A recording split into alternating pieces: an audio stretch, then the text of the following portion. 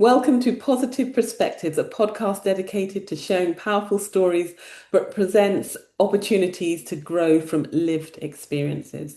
Each week, we speak to expert guests who bring thought-provoking topics, meaningful lessons, or stories that spark transformation and deeper understanding. Today, I'm speaking to Tony Betts, a highly specialized physiotherapist with 30 years experience in the NHS at the world-renowned Royal National Orthopaedic Hospital, a spinal care and scoliosis specialist with his own practice in Harley Street. Tony is an international lecturer primarily at the University College Hospital. He is the school leader of a scoliosis technique called the side shift method. Tony is also the chair of the education committee for SORT, an international medical organisation, and the PSSE Association, an international body for conservative care. Tony, welcome. Can you tell us a bit more about yourself and what you're going to be sharing today? Thank you, and thank you a lot for inviting me to be on here. My main point to share with you is really the changes and transformations that have come about in my life, barriers and challenges that I've come through, desire and personal impetus to push things forward, particularly in spinal healthcare or medicine related to that. It's just how I've moved from one place to other and circumnavigated this world, share some of the things I've learned, some of the opportunities I've had, tell people about my journey and help them hopefully through them seeing what I do. So we're discussing that career journey, those shifting moments, pivotal in your professional life.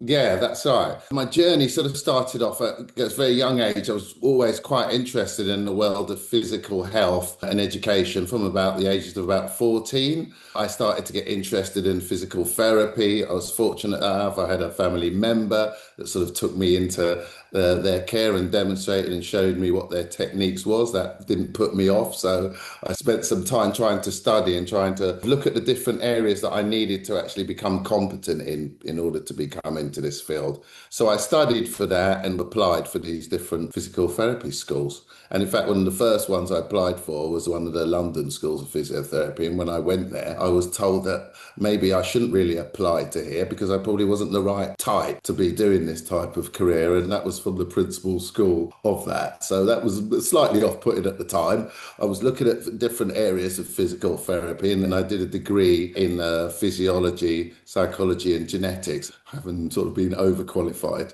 to go back into the world of physiotherapy.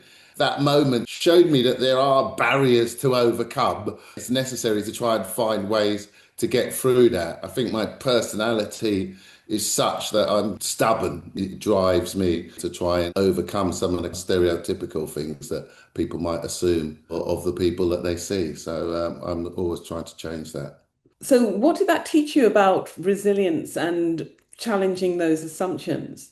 Stereotypes are very strong, and I think everybody knows that. People can put their stereotypes upon you, but you don't have to own them, I think. You can form your own stereotype of who you are, and then you need to find a way of presenting that to people. And I can do that through my behaviours, through my habits, through demonstrating good characteristics and demonstrating competence. You have to find that sort of balance, because I've been fortunate to meet lots of really good people who have been open, who helped me along my journey. And, I don't assume that everybody will have these assumptions. So I think you always need to take on what you find from people. But when I do find people in a situation, I don't see that as a conflict situation. I see that as a challenge. A challenge for me to try and change the perceptions. The advantage has been, as I've gone through this journey, is that I have had some people that have helped me along the way, acted as mentors or guides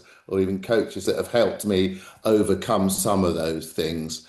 So in terms of my passion and interest for spinal care, I worked with a therapist called Inga Newton. She helped me by helping me understand the need to get expertise to learn something well. And you've got to lecture and you've got to speak, you've got to present yourself to patients even. You've got to demonstrate to them that you know what you're doing, and you know it well enough to be able to be competent in any field and challenged by anybody on what you're doing. And in my case, in my field, that means going on lots of courses, means doing lots of reading, it means doing extra work, trying to get extra qualifications, addressing myself to as many people as possible. And the second one was a lady called Min Mehta, whose technique specifically related to the school. She developed the technique called side shift. She was a worldwide renowned doctor and surgeon in this field. She had her own challenges as an Indian doctor coming into England from Calcutta in the 1960s.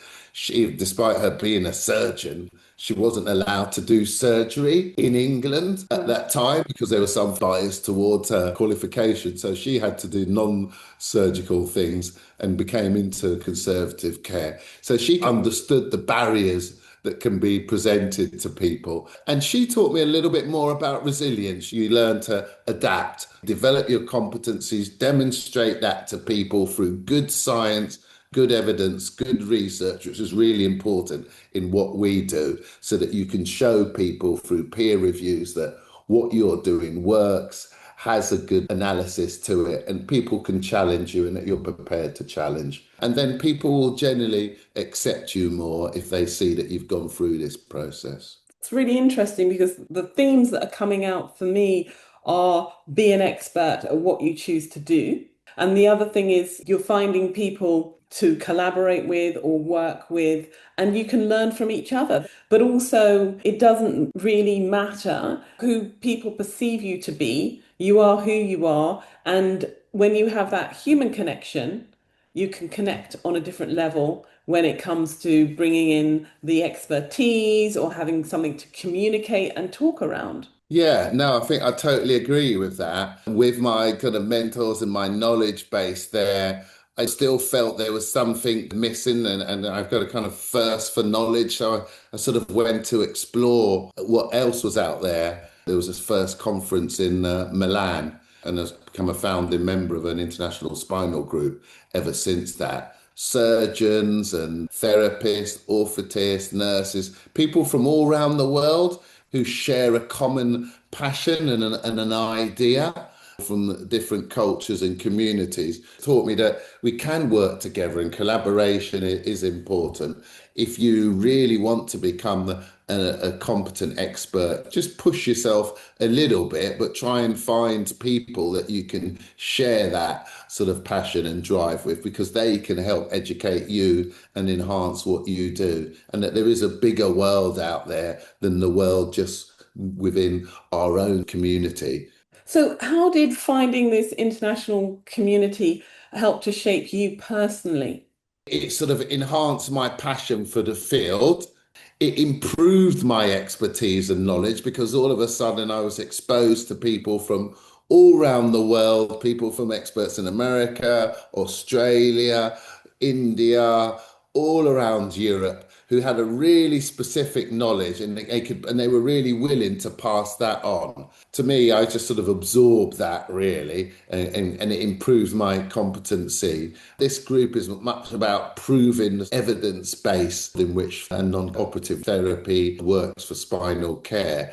I think you need to have a merit, you need to have a line upon which you work on and a basis, and then you can build up everything upon that. And that's what this group has provided for me. And that's quite powerful because when you are developing your career or an expertise, you can't do it alone because there are many voices out there which can actually embellish or help to innovate your specialism in your industry. Yeah, no, absolutely. And I think we sort of touched on it before, but I think the biggest thing would be about the Mm. importance of collaborating with like-minded people, but also people that aren't like-minded, people where you can have this real kind of clash and conversation with them, and that you can learn from people that maybe challenge your way of doing things. Being challenged and having this back and forth dialogue help to improve the way I think about things, really. A good bit of sort of skepticism and doubt to drive to explore further, it has been really important. When you're being challenged, you're growing because it helps you to think of things in different ways or come up with new solutions and new ideas. You have to put yourself in a mindset where you can be challenged a little bit without feeling that you're being undermined. And if it can be used healthily, it can be used as a catalyst for growth. So, just going back to mentorship, what does meaningful mentorship look like for you, and why do you think it's important today? So I think a good mentor provided me with a support mechanism, someone that I could just go to and talk to, have helped to challenge me in a safe way so that I can look to see where am I going, and they can help ask me questions that I might be uncomfortable with asking myself or haven't thought about. And that gives me a new perspective and a way to look at things. They've also had challenges themselves, and they've used what they've been through as a personal experience and helped me understand that these challenges are barriers to overcome. So they've been both a professional guide in terms of helping me as a mentor circumnavigate information, access, what it is that I need to do to be in the fields that I'm in. And they've also been a social support. Great. So, in terms of seeing people of diversity, you talked about Meta as a surgeon. She couldn't actually demonstrate her skills in the UK at Yeah. that point. So, what do you think needs to shift to create a more equitable pathways into leadership? There needs to be meaningful pathways based on long-term change, but I think also it needs to be led by the community itself. We need to rebuild on what is a historical resilience and use that to understand the current business world in which we live in and where we can start to collaborate a bit more. We Mm. need to develop our knowledge within ourselves as a community as we're seen, not only as we behave.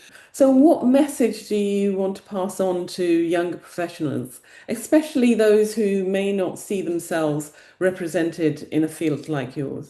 Find your passion, develop your competencies, and follow that no matter what, because there are opportunities out there in the field. You can create your own world or help to be part of other people's worlds if it is something that you feel that is within you to share to the world. See the field as one with challenges and barriers, but try to find ways to overcome those in a positive sense. If you can find a guide or a mentor that's been through that, try to use their shared and life experiences to help you through that field. As you were speaking, I was thinking when you initially spoke about being stubborn, if it's something you want to do, you have to dig your heels in and you just have to go for it, regardless of what's happening around you. So, what keeps you curious and committed to learning after decades in the field?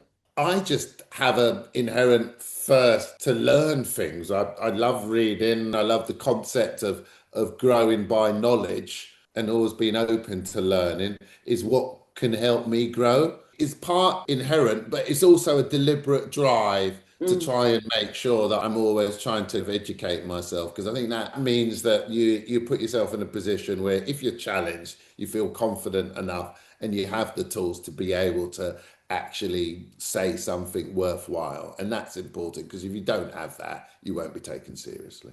Within my space, I work at one of the biggest national hospitals and operations. So people come expecting that I do have that level of competency. So learning and growth has to be part of what I do, because I need to demonstrate and show to people that this is why they need to come to me and why I have that level of expertise.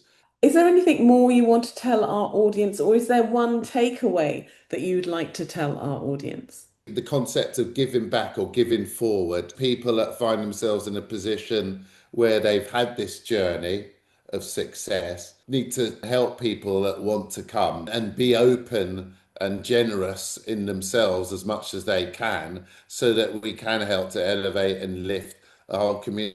Because I think it takes a village to raise a child is a fundamental part of we'll only grow if we all grow together. That kind of intercommunal, intergenerational collaboration is essential, and we need to come together.